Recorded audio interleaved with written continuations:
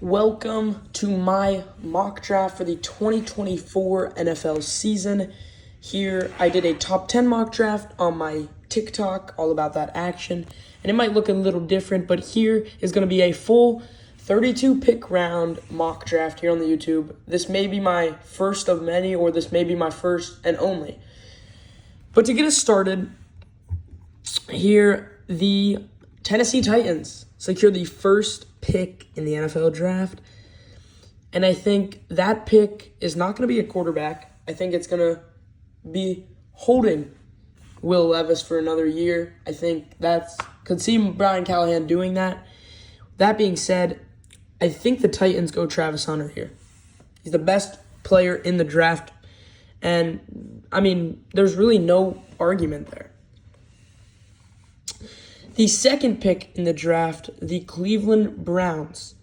Kevin Stefanski, he wants an offensive player, specifically quarterback. But do you take the likes of Cam Ward or Shedeur Sanders? Do you take one of those guys and risk them being busts? Or do you take one of the best wide receiver prospects of all time in Ted McMillan? I think if this team was smart, I think you wait on the quarterback, maybe give Jameis Winston a chance, give someone else a chance, a free agent, a trade. I think it's Ted McMillan here with the second overall pick, because a wide receiver to pair Jerry Jeudy with is a must-need for the Cleveland Browns. So I think it's Ted McMillan. That being said, a third pick for the Giants, hands down, this is going to be a quarterback. It'll be Shedeur Sanders over Cam Ward. And I know that Cam Ward may be the better prospect. He may be the better quarterback. But Shedeur Sanders is going to be picked from the New York Giants. They are so interested in him. And even Shedeur Sanders wants to be a New York Giant.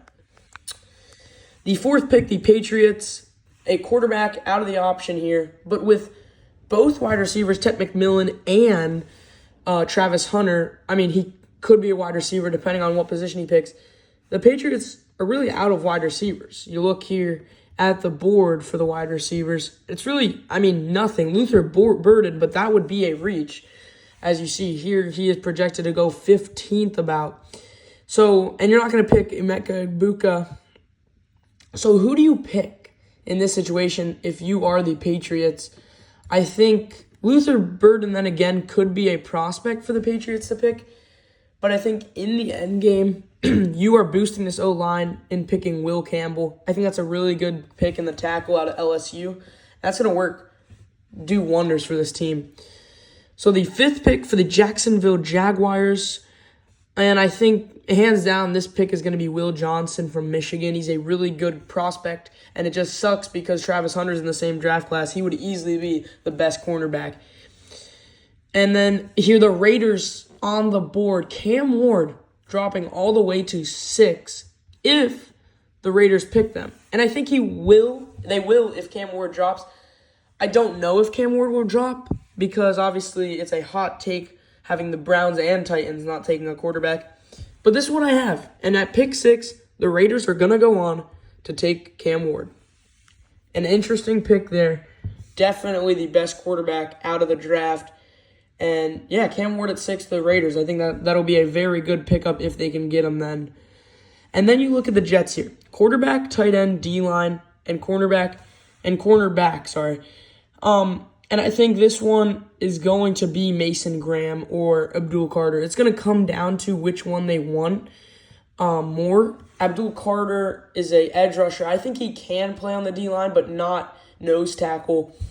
I think, in my opinion, this might be a hot take. I think Mason Graham's the pick here. I think he's a better prospect than Abdul Carter, and I know that sounds absurdly inaccurate or whatever you want to say. I think that's the pick. I do.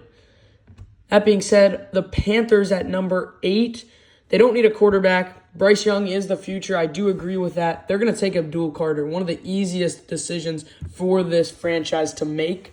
So, yeah, Abdul Carter at 8, a steal for the Carolina Panthers. The 9th pick now, the Saints on the clock.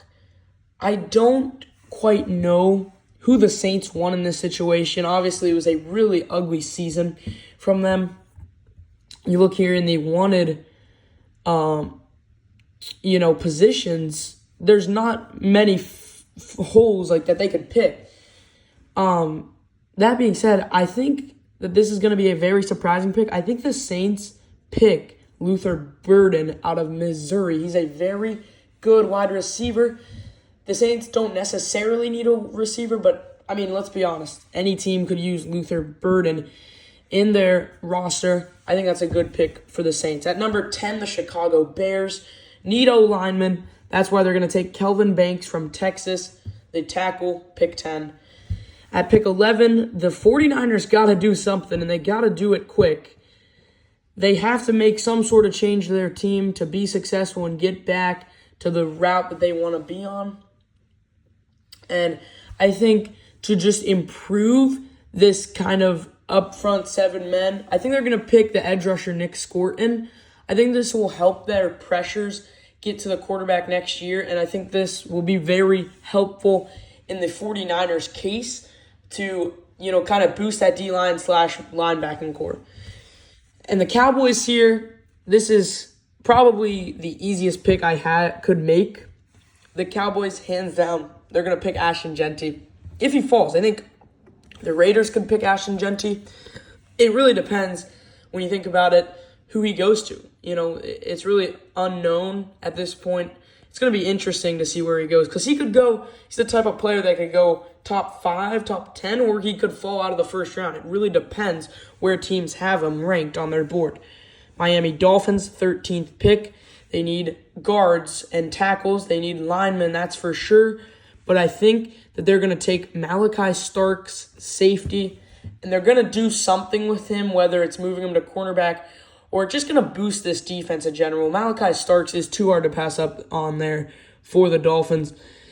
Here, for the Colts, obviously you see linebacker is a must-need for this Colts team, and Jalen Walker would be the pick. But I think the Colts go out on a limb, and they pick Penn State's Tyler Warren. It's a surprising pick from Penn State, the Nittany Lions, especially because, Penn State produces all these good tight ends, but they usually fall to the second round. Tyler Warren at 14, I think that is a very good fit, and I think he's better than Carlton Loveland. The Falcons at 15th, they need a linebacker. It's going to be Jalen Walker.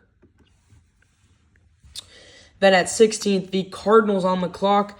They need linemen, and they were this close. They were very close to a playoff push this year. They just need that missing piece. It's going to be Ohio State's Josh Simons, the tackle.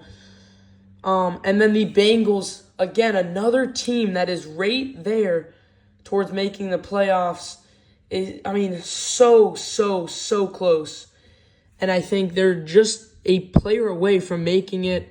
And I think they're going to go somewhere on the defense here, whether it's Benjamin Morrison or Mikael Williams.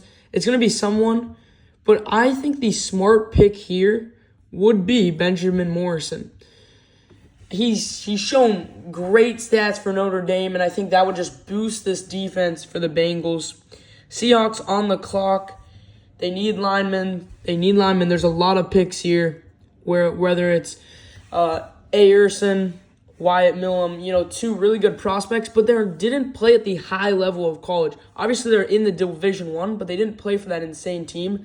So I think the safer pick here is Cameron Williams out of Texas. I know there's a lot of linemen coming off the board for Texas, but it just shows you how good that offensive line is for Texas. And then the Texans need help at D-line. They're going to go with Kenneth Grant out of Michigan. A lot of prospects from Michigan, even after a pretty down-to-earth season for them. The Broncos could use a lot of people here with this pick. It depends who they go with. Could be a tackle, could be a receiver, could be a tight end. I think Sean Payton and the staff is going to want to go on the risk and take Ohio State's Emeka Egbuka. I think he's a good prospect. I think he's going to be another JSN-type caliber player out of Ohio State. I think that'll be a good pick for the Broncos, and it'll strengthen the wide receiver core. The Buccaneers, it says they need a tight end, and I think Carlton Loveland would be a good fit. But I think the Buccaneers already have their guy in Cade Otton, and I think he's doing wonders, and they're going to keep him. So I think they go Mikael Williams from Georgia here to improve that edge. The Pittsburgh Steelers, at pick 22, they need lineman help, they need linebackers, they need wide receivers. So an interesting pick here for the Steelers, really, who do you go? And I think it's going to come down to the wire, but at the end of the day, Broderick Jones has not cut it for the Pittsburgh Steelers. So they are going to bring in either his replacement or a person to learn under Broderick Jones if Broderick Jones does not work out. And they're going to pick Wyatt Millam out of West Virginia. I think he is slightly better than Air Arisi. And yeah, I think that's a good pick for the Pittsburgh Steelers. Los Angeles Rams, I think they're going to take Air Arisi. I think that's a good pick as well. You know, both these tackles are toss-ups of who's better. And I think, you know, again, a good fit for both of those teams, the Rams and Steelers, if they both need tackles. And then the Green Bay Packers here at 24. They need a tackle. They need D-line. They need cornerbacks. And I think it's going to be Trey Amos from Mississippi. I don't think it's going to be Tyleik Williams. I think it's going to be Trey Amos, the cornerback. The Chargers on the board, and I think this is almost too hard to pass up. I think it's going to be Carlton Loveland. I think this is the 5th pick for Michigan in the first round, but it just shows you how good of a team they have. And yeah, I mean, Carlton Loveland is a good fit, especially with the Jim Harbaugh. You know, I didn't even think about that before, but it makes a lot of sense for Loveland to go at 25th. The Commanders pick 26. Edge rushers, they need cornerbacks, they need tackles. Shamar Stewart is a perfect pick here for the Washington Commanders. With the Ravens on the clock, guards, tackles, cornerbacks needed. It's really interesting who the Ravens are going to pick. Obviously, their O-line on the outside is not as strong, but there really isn't any O-lineman on the board here to pick. I mean, the best guy would be Gray Zabel, but that's a risk because he went to NDSU. So I think when you look at what you need, I think the Ravens could very, very much use a defensive line in Tyleik Williams. He's a very good prospect, and this is just going to be the basically future backup for Michael Pierce.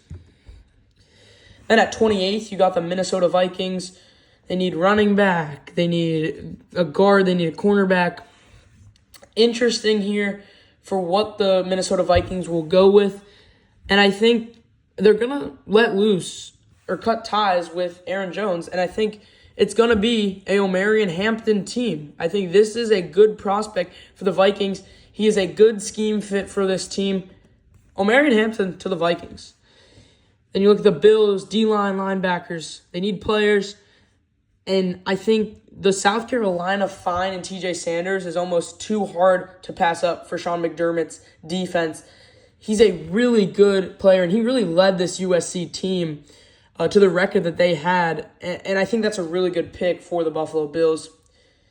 The Eagles at pick 30th need edge rushers, linebackers. James Pierce here. I think there are a lot of questions with him, especially potentially not participating in the NFL Combine. So I think in the end, this Eagles team needing linebackers, they're going to go down and take a little of a reach and take Jihad Campbell out of Alabama. He's a good player, and I think he can really help this linebacking core to just make it a better defense in general. The Chiefs here, you know, I think really the only needed position is a tackle or, really O-line. And I think this is where the Chiefs take their risk and take NDSU's Greg Zabel. He didn't play at that high level of football, but we've seen NDSU players be successful. For example, Mason McCormick on the Steelers, my Steelers. He's been a great player for the Steelers thus far, and I think he will continue to be that type of player. Lions, I think this one's a no-brainer. They need defenders. James Pierce, even with the questions, he's going to be drafted at 32.